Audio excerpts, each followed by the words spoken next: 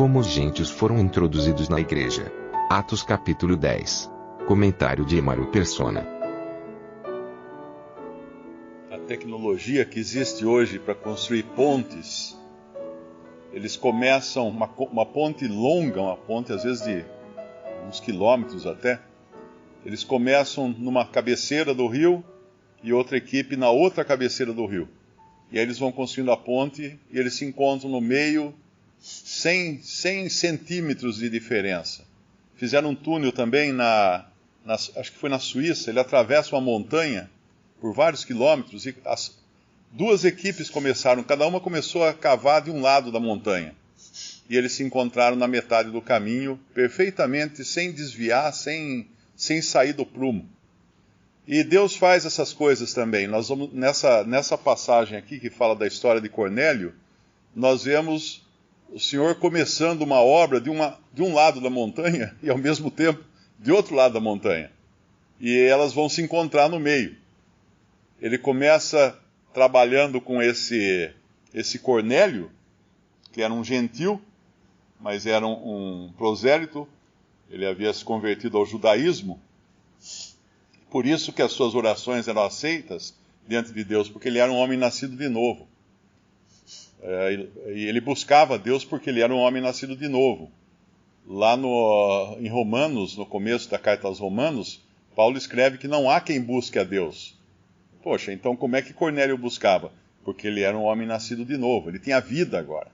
Mas ele não estava salvo ainda, ele não conhecia o Evangelho, a obra completa de Cristo. Então, Deus começa a tratar com um lado da montanha, com o lado de Cornélio, e ao mesmo tempo vai tratar com Pedro do outro lado da montanha, para eles se encontrarem no meio do caminho. E Deus vai tratando assim com os dois, e é interessante nós vemos a resistência de Pedro aqui. Pedro ele é colocado por Deus na mesma posição de Jonas. Jonas, quando recebeu uma missão de pregar aos gentios de Nínive, onde ele fugiu? Para Jope, na beira do mar.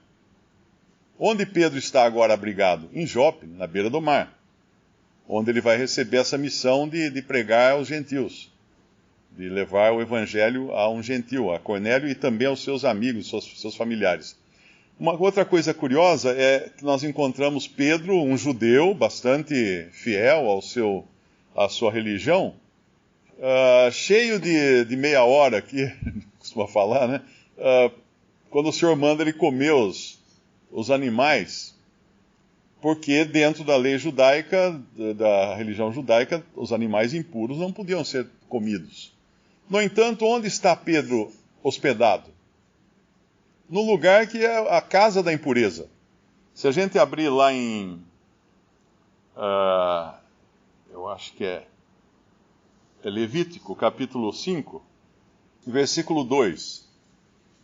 Quando alguma pessoa tocar em alguma coisa imunda, seja corpo morto de besta fera, imunda, seja corpo morto de animal imundo, seja corpo morto de réptil imundo, ainda que lhe fosse oculto, contudo será ele imundo e culpado.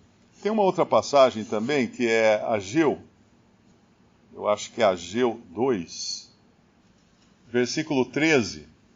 E disse Ageu: se alguém que se tinha tornado impuro pelo contato com um corpo morto tocar em alguma dessas coisas, ficará isso imundo?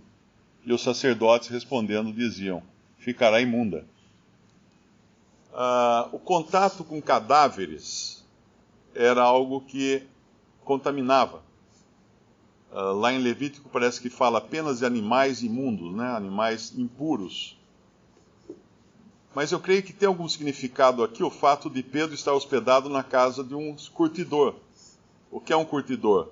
É quem lida com cadáveres, né? Com o couro de animais, para curtir, para fazer peças de couro e tudo mais. E é nesse lugar que Pedro está agora, no lugar onde Jonas tentou fugir da sua responsabilidade. Deus coloca Pedro, Deus trabalhando agora do seu lado, de um lado do túnel, enquanto ele trabalha do outro lado do túnel com Cornélio. para que eles se encontrem depois e Cornélio possa escutar o evangelho completo da graça de Deus.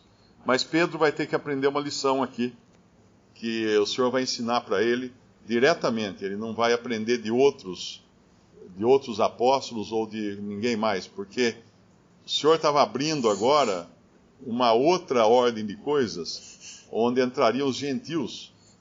E se nós pensarmos que até o fato de o Senhor conversar com aquela mulher samaritana causou escândalo aos outros discípulos, o que pensar de Pedro agora indo encontrar-se com gentios, eventualmente acabar entrando em casa de gentil, coisa que judeu não fazia, né? Eu não sei se nesse capítulo ele entra, coisa que judeu não fazia, mas tudo isso para aprender que a graça de Deus era muito mais, o alcance era muito maior do que aquele alcance que havia sido colocado no começo. Embora nós sabemos que no Antigo Testamento também, os gentios eram alcançados com a graça. Não podemos esquecer disso, que muitos gentios se converteram e eram, como esse próprio Cornélio, né? Eles eram agraciados, eles eram também alcançados pela graça de Deus, sendo gentios.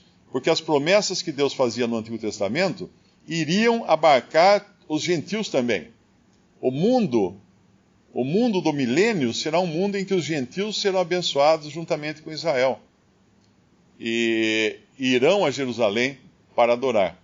E aqui nós estamos vendo o começo disso agora dentro da esfera da igreja. No milênio será outra esfera, será a esfera do judaísmo, ou da ordem de coisas semelhante àquela do judaísmo, quando haverá gentios e judeus abençoados juntamente.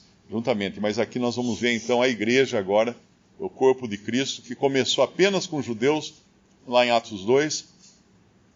Teve um gentil, um prosélito que aparece na metade do caminho aí, que é o eunuco, que se converte. E agora, Cornélio, oficialmente, Pedro vai depois explicar para os outros irmãos que não poderia ser negado acesso a esse, que havia até recebido o Espírito Santo. A passagem que fala que Pedro entra na casa de Cornélio, eu acho que é essa do versículo 25. Aconteceu que entrando Pedro, saiu Cornélio a recebê-lo, prostrando-se a seus pés, mas Pedro levantou, dizendo: levanta-te que eu também sou homem, e falando com ele, entrou e achou muitos que ali se haviam ajuntado. Ele disse-lhe: vós bem sabeis que não é lícito a um varão judeu ajuntar-se ou chegar-se a estrangeiros, mas Deus mostrou-me que a nenhum homem chame comum ou imundo.